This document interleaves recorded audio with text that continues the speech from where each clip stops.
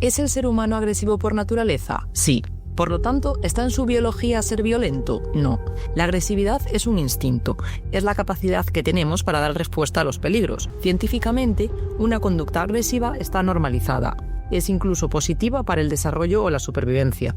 El problema viene cuando esta agresividad se descontrola. Ahí nace la violencia, mucho más destructiva y dirigida siempre a la obtención de un daño. Aunque muchas veces es impulsiva, reactiva ante una provocación, los casos que trataremos en este 10º capítulo de Fundido a Negro dibujan una violencia instrumental, fría y planificada, orientada a un objetivo concreto, causar la muerte, y dentro de esta, el mayor sufrimiento posible a la víctima.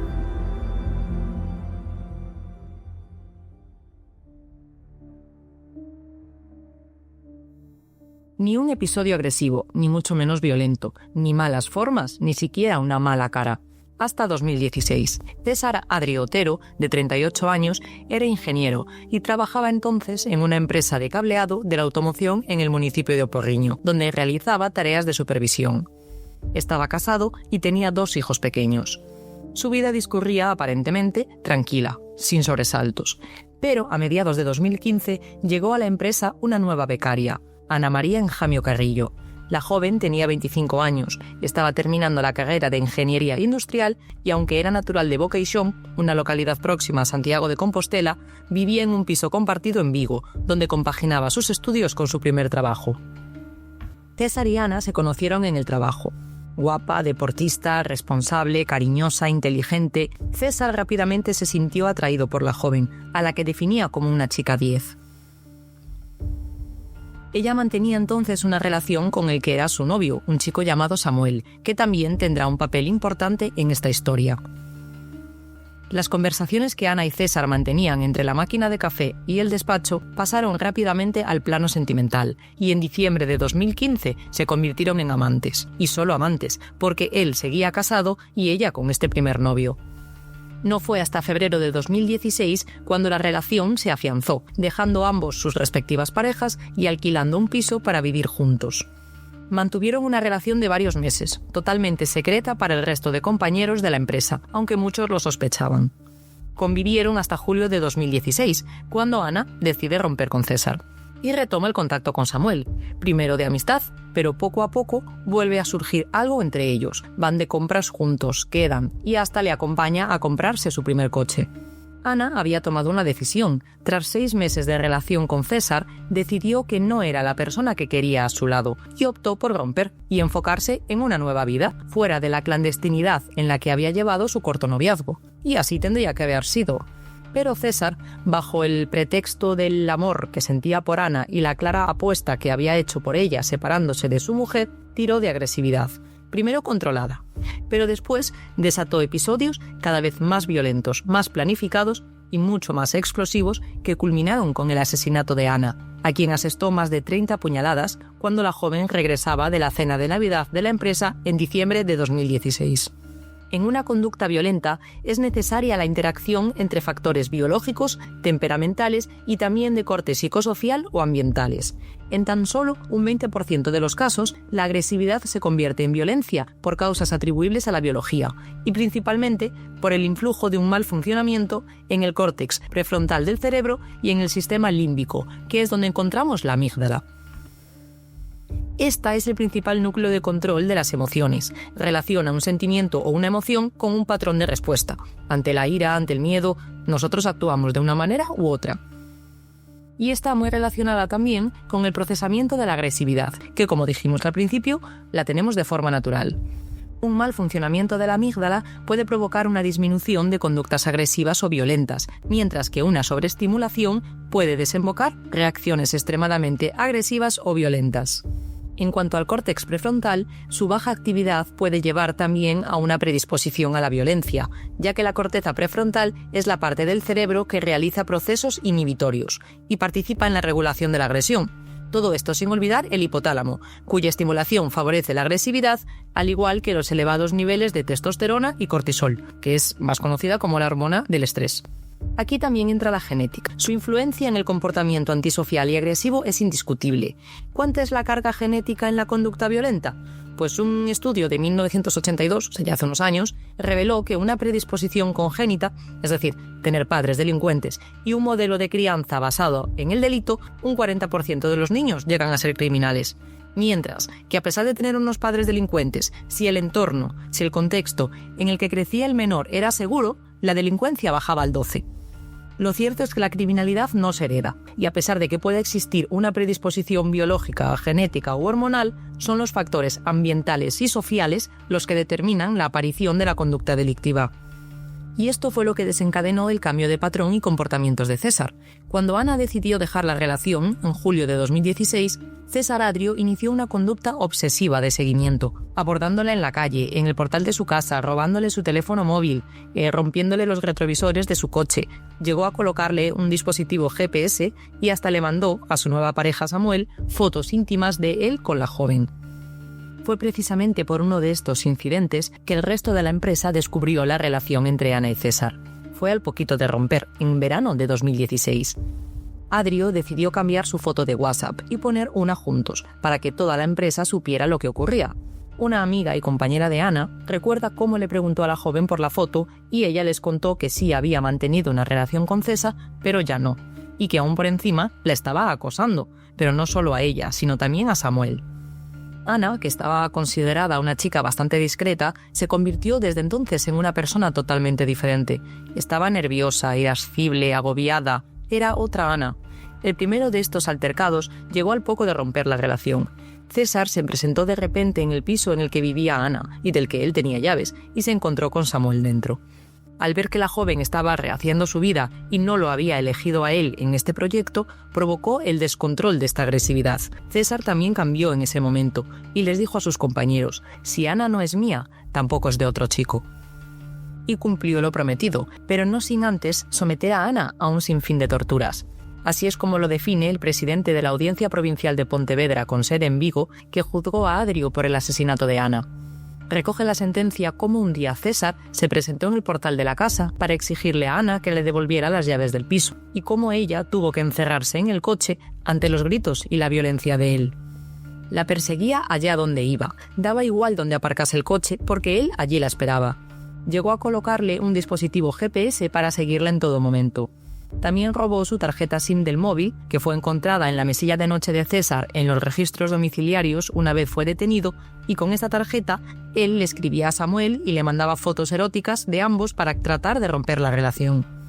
Llegó a aparecerles un día a Samuel y a Ana con un test de embarazo para reclamarle y hacerle ver al nuevo novio de Ana que mantenía supuestamente una relación al menos sexual con ella.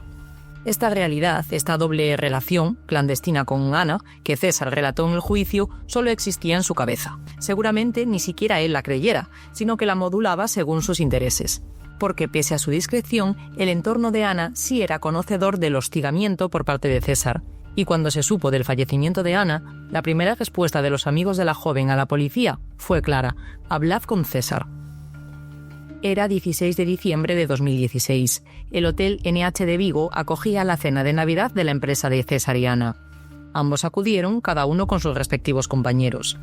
Ella llevaba un vestido y él imposible saberlo, ya que la ropa que aportó a los agentes no se correspondía con lo que ese día vestía, según el resto de los asistentes. Y así casi con todos los hechos de la cena. Mientras César contó que él y Ana bailaron juntos, que la cogió y que incluso tuvieron relaciones sexuales en el baño de minusválidos, los compañeros aseguran que no vieron en ningún momento un acercamiento entre ambos. Es más, sí recuerdan caras de desaprobación de Ana a gestos cariñosos de César. Incluso una amiga de la joven contó cómo Ana le dijo que César intentó colarse con ella en el baño, pero que lo rechazó. Versiones totalmente contradictorias, dispares. Tras terminar el evento, sobre las 3 de la madrugada, unos compañeros llevaron a Ana en su coche a casa. La dejaron en el portal de su piso, en el número 40 de la Avenida de Madrid, y se fueron. Ahí la estaba esperando César. Un guardia civil de paisano, que caminaba a esas horas por el lugar, vio a una joven y a un varón hablar. No pudo reconocerlo, pero sí lo describió como alto, delgado, moreno y con barbita de varios días. Perfil idéntico al de César. El hombre se fue rápido de la cena y llegó a casa de Ana antes que ella. Armado con un cuchillo de cocina doméstico, es posible que incluso lo cogiera de la propia cena, le asestó hasta 30 puñaladas, muchas de ellas en el corazón. La joven no pudo defenderse, pero sí llegó a suplicar que César parase y pidió ayuda. Lo contó un vecino del inmueble que vivía en el primero. Escuché gritos de mamá, mamá a esa hora, pero nunca imaginé lo que sucedió. Pese a haber escuchado estos gritos, el vecino no llegó a bajar al portal. César abandonó el portal llevándose consigo el cuchillo y el móvil de la joven, que nunca aparecieron. Se fue a casa de sus padres, se duchó y poco después de las 7:30 de la mañana se plantó en Villagarcía, donde vivía su exmujer con sus hijos, para hacerles una visita. La mujer, su exmujer, relató que era totalmente insólito e ilógico, que jamás se había presentado tan temprano y menos sin avisar. Todo apunta a que trataba de trazar una coartada. Pero las pruebas contra él eran demasiadas. Y es que más allá de las declaraciones de los amigos de la joven, que sin duda lo señalaron a él, César, 2 días después del crimen, dejó una nota de suicidio. Y no digo que se intentara suicidar, porque las propias forenses que lo atendieron se dieron cuenta, ya en el mismo momento, que las heridas, cortes que él mismo se provocó eran muy superficiales. César fue detenido ese mismo día y aseguró que no quería seguir viviendo sin Ana, no que intentase terminar con su vida como forma de arrepentimiento por haberla matado. No, nunca jamás reconoció el crimen. Es más, dijo que nunca había estado en el portal de Ana. En el coche de César también se hallaron pequeñas gotitas de sangre de Ana, que César justificó al haber mantenido relaciones sexuales con ella con la regla. Los forenses no pudieron determinar si esa sangre era de origen menstrual o de cualquier otra parte, órgano del cuerpo. El juez lo condenó a 30 años de prisión y le aplicó también la agravante de género, ya que mató a Ana por el hecho de ser mujer. El Supremo confirmó esta pena y le retiró también la patria potestad de sus 2 hijos. Hay un detalle en la sentencia que va más allá de los hechos y la legislación. Y es que César se deleitó con el crimen, con el sufrimiento de Ana. Le causó un dolor que iba más allá de la muerte. 21 de estas puñaladas fueron exactamente en la misma herida, a las que hay que sumar las de tanteo, que son estas heridas destinadas a reducir la defensa de la víctima. Refuerzan el miedo, la amenaza para la joven, que vio que no tenía escapatoria ni testigos. Suena bastante lógico pensar que si una persona está dispuesta a acometer y planificar un crimen, jamás contaría con la presencia de testigos. Pero fíjense hasta dónde llega la maldad, que en el caso que vamos a contar ahora, el hombre quería tanto dañar a su exmujer, no solo en lo físico, sino también en lo psicológico, que el asesino puso en la escena del crimen a los testigos que más dolor le podría causar a la víctima, más incluso que su propia muerte. Se llevó a sus hijos. Hablamos del crimen de Beatriz Lijó Gesteira, una abogada de 47 años natural del municipio costero de Bayona, en Pontevedra. Se trata de un caso todavía pendiente de juicio, pero del que la Fiscalía y acusación particular ya tienen sus conclusiones provisionales. Ángel Rodríguez da Costa, más conocido como Lito, quería verla sufrir. Era tal el odio que sentía hacia su exmujer que buscó causarle también un daño moral, al atacarla delante de sus 2 hijos de tan solo 6 y 9 años. Muchas de las heridas que presuntamente le provocó con un cuchillo y un hacha eran innecesarias para causarle la muerte, pero no se detuvo. Le movía el ánimo de dominar y despreciar a quien había sido su mujer durante 12 años e imponer su voluntad sobre ella tras años de crispación y decenas de pleitos relacionados con los menores. Ángel Rodríguez tenía 46 años y era profesor de matemáticas en un instituto. Ejecutó su plan la noche del 5 de febrero de 2023, a las puertas de la casa de la fallecida, en el barrio de Apercibilleira de Bayona, cuando iba a entregarle a Beatriz a sus hijos tras pasar con ellos el fin de semana. Ángel se entregó a las pocas horas de cometer el crimen en una comisaría de Ourense para varios días después terminar confesando el crimen. La Fiscalía pide para él 33 años de prisión, 25 por el delito de asesinato y otros 8 por las graves lesiones psíquicas que provocó a sus 2 hijos menores, que fueron testigos directos del crimen. Le aplica también las agravantes de parentesco y la de género. El Ministerio Público destaca el carácter sorpresivo del ataque, que dejó a Beatriz sin posibilidad alguna de defensa. El acusado llegó al domicilio de su exmujer con los 2 pequeños sobre las 8 horas de la noche, llevando oculto entre sus prendas un cuchillo y un hacha. Cuando la tuvo enfrente, Ángel se abalanzó sobre ella y le clavó varias veces el arma blanca en el cuello, tórax y cara, causándole lesiones también en las manos y en los brazos cuando Beatriz trató de protegerse. Ya tirada en el suelo, sin la más mínima opción de defensa, la golpeó al menos 9 veces con el hacha en la cabeza. Aunque muchas de estas heridas eran susceptibles de causar la muerte de Bea, todas se produjeron antes o perimortem, próximas a la muerte, lo que aumentó todavía de forma más innecesaria su dolor. Pero por encima de todo, la Fiscalía destaca en su escrito el sufrimiento moral y el espanto que sufrió Bea cuando fue consciente de que sus 2 hijos menores estaban delante, cómo estaban presentes cuando su padre mataba a su madre. Lito los quiso situar expresamente en el mismo escenario de la muerte de su madre, o al menos siendo plenamente consciente de su presencia y del terrible daño emocional que les causaba a sus 2 hijos. En base a esta traumática y violenta visión, la fiscal le atribuye a Ángel Rodríguez los 2 delitos de lesiones psíquicas. Los que conocían a la pareja desde hace años recordaban los múltiples encontronazos entre ellos por la custodia de los niños. Llegaron a interponerse decenas de pleitos en los juzgados de familia. Frente a estas demandas civiles, jamás se había interpuesto una denuncia penal por malos tratos o vejaciones. Pero las amigas de Bea sí eran conscientes de la situación que ella se encontraba. Agobiada e angustiada, parecía que después del divorcio la situación mejoraría, pero él la perseguía. Bea trataba de reconstruir su vida, y casi literalmente, porque se acababa de comprar un terreno y estaba estrenando la casa que con tanto esfuerzo levantó para ella y sus hijos.